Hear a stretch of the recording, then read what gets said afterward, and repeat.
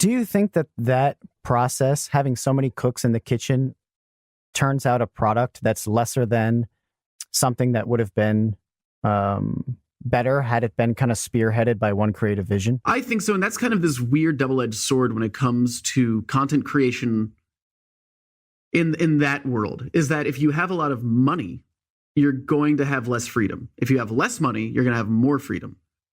And you kind of have to decide what you want. Like, you need to exist, you need to live. So sometimes you do things that are more money, but your soul gets sucked out of your body. And then you do things that don't make as much money, but they're creative, and you can use that. Maybe like if something really, really hits well, then you can use that as your calling card. And that was always kind of my interpretation of how to operate. So there's this pattern that kind of emerges from your path through all of this and where you're at now too. You know, you've talked in your own videos on your personal channel about the newer project, but it seems like you have a great blend of flexibility and planning. So you do something for a reason. You know, as you talked about each of those jobs, internships, all of this, there's a clear purpose for you doing it. And then you realize a little bit more about what you like, what you don't like. And the next thing that you go to incorporates what you know. And after this huge succession of kind of just grinding, right? You've gotten to a place where you have a really clear sense of what you're great at, what you're not, what you want to do, what you don't want to do. And it seems like you've put that into the current projects, right? Yeah, well, I'm just a big believer in that you never know what you want until you know what you don't. So like, you need to experience everything to figure out what works, what doesn't, what makes you feel good, what makes you feel bad, what like excites you and what doesn't excite you. So I always try to do everything just to see what it's like. Because you never know. Like, I didn't think that I'd be making YouTube videos, especially being on camera making YouTube videos. That was never my intention. But it just fell into that because it felt right. So what do you really like about what you do now that you did not expect at all? You never saw this coming. Michael and Kevin are the things that I like the most. And you, Tabor. Thank you. Are the things that I like the most. No, I think what I like is that I get to create whatever I want. Is what really excites me. And I have the resources, albeit, not infinite, to do that. And that's very exciting to me, because one thing that I always love is making something with nothing. I think is like the best thing that you can do.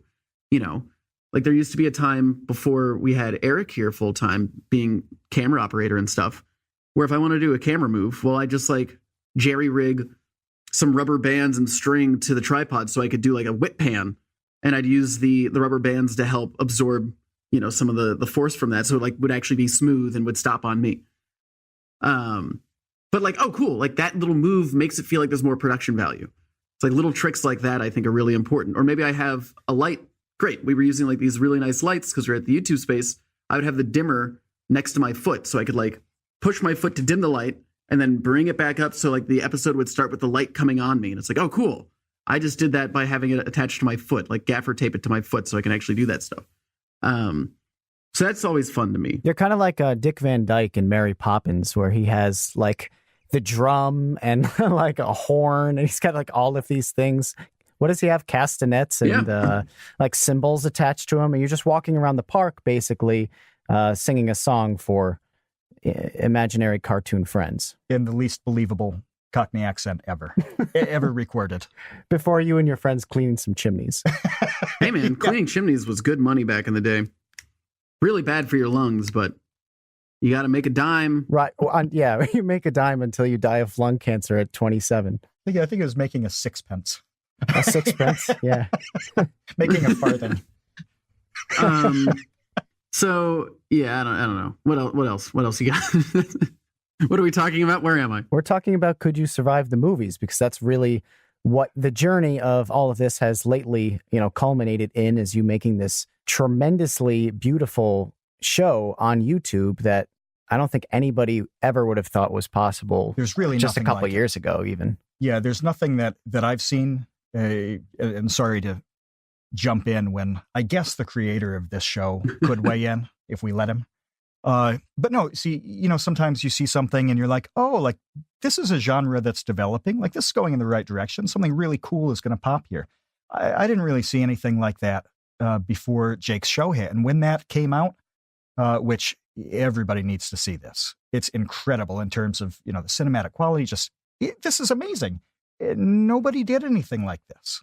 This is completely brand new. Oh, well, thank you very much. That's very nice of you. If there was a video component, you'd see that I'm smiling now. But the viewer at home, just imagine me smiling. It's as terrifying as what's in your head. We can hear it. We can hear your cheek muscles. They're so strong.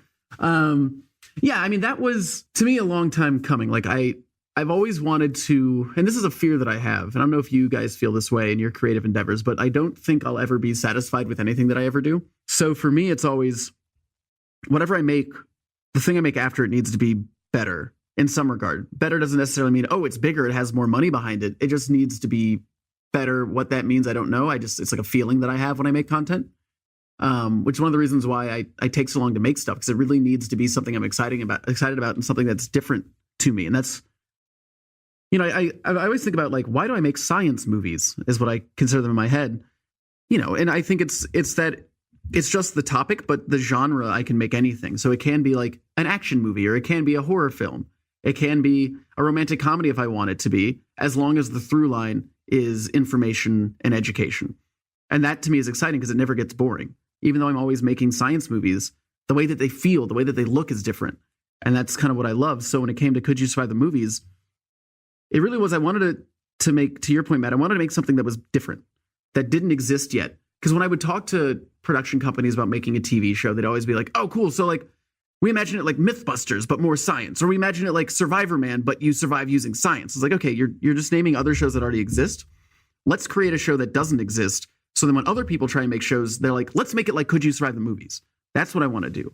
I want to make things that don't exist yet, or at least adjust it enough where it feels new and exciting. So can you give like a tagline for Vsauce 3 and a tagline for Can You Survive the Movies, and then connect the two? Like how did one get to the other?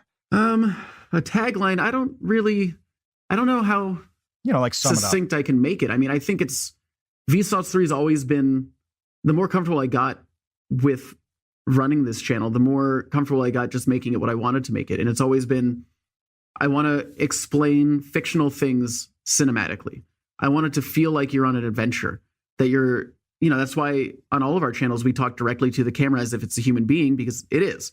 So for me, it was very important to bridge that with Could You Survive the Movies, where like you, the viewer, are there with me. We're going on an adventure. We're on a journey together.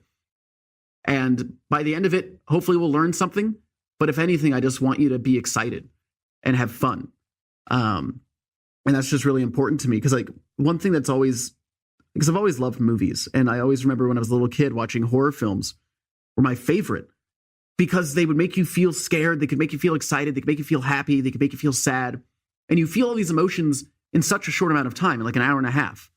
And I love the fact that some person was able to control my emotions to such a degree, because you're not just like walking down the street crying, but in a movie theater, maybe you aren't, but I mean, like, you know, the first 10 minutes of Up, you're crying by the first 10 minutes. Like that's the kind of effect that films can have on you. And I love that emotional kind of, it's like a manipulation, but it's done in a very interesting and curious way. And I wanted to be able to give that to people in my own way. If I do that, I don't know, but I think it's important to create an experience for the viewer, an experience.